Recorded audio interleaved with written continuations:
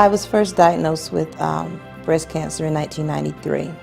I'm a firm believer of self-breast examinations, and I was doing my monthly self-examination, and I felt a lump.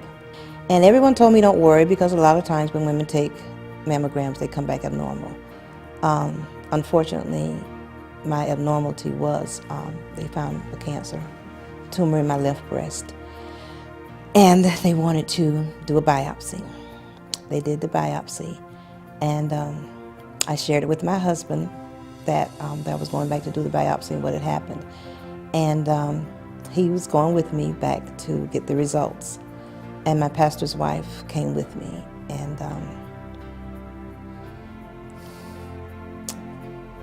that's when they told me I was diagnosed with breast cancer. First, they did the lobectomy, and it was in my lymph nodes. And the doctor was, my oncologist, was very, very kind. He was very patient with me, because I was extremely nervous. Had never had any type of major diagnosis in my life.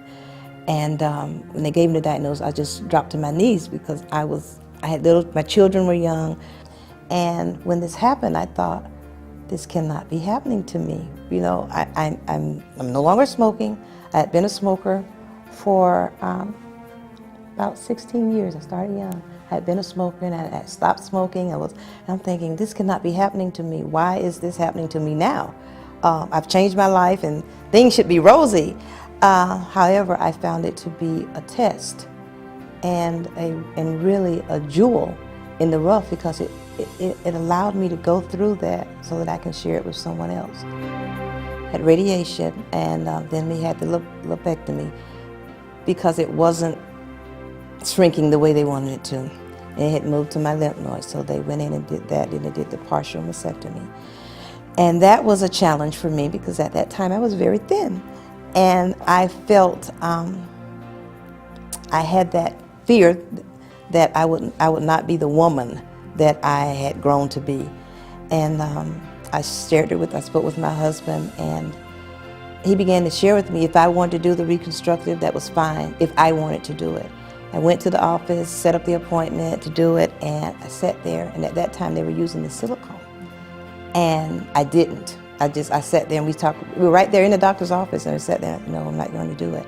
And I didn't, and it's been well. It's been well. It was a great decision on my part. However, out of that was born my need, I felt, and my calling to speak to other women and to educate them about breast cancer, about self-awareness in general. Breast cancer is an awful experience. I'm not going to make light of it at all. It is an awful experience. It was for me. It was an awful experience. The fear of thinking your life will be shortened by this disease, and to think, what can I do to stop it? Because when you hear cancer, unfortunately, you hear death. In the back of your head, you hear death. And you don't want to hear that. You don't want to hear that. Was there fear? Yes, there was fear. However, I took that fear, and I made it a part of my faith walk. And I began to just really, really seek and find out, what am I to learn from this? After the tears, there were tears, after the tears, after the denial, after the self-pity, oh yes, I went through all of that, after the grief, and then I had to pull up my bootstrings and said, okay, what am I to learn from this? How am I to share? What am I to share from this? And it really gave me an opportunity to become more aware of the needs of others, which I thought I had, but I really didn't. I really didn't, so it made me more aware. If I were to give advice to a woman that had just been diagnosed, I would first say, cry and get it out. You don't have to be strong for anyone. I would say to allow your emotions to be free.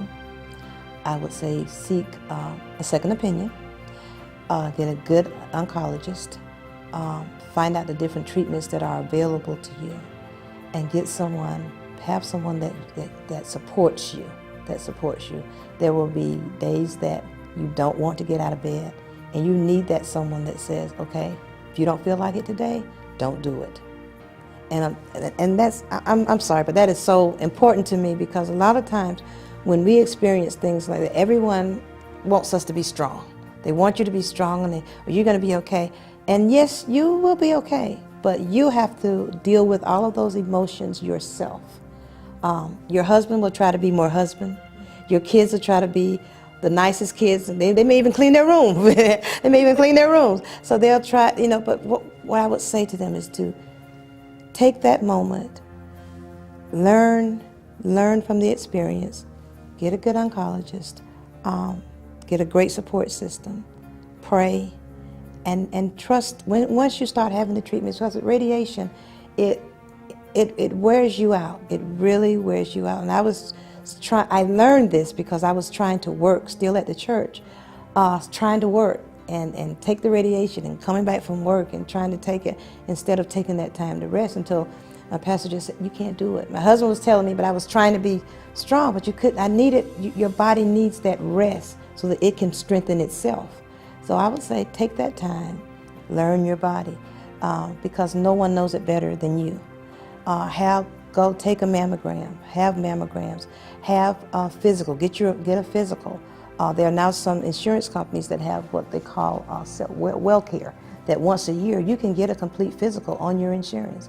If you don't have insurance, find resources that can assist you with that, or find a group, find a nonprofit organization that is working with women to help them be able to go to a physician to find that. So I would say take that time, learn who you are, journal it, begin to write down some of the emotions that you may not want to speak to anyone. Journal it and write it down and get it out so that your healing process can begin.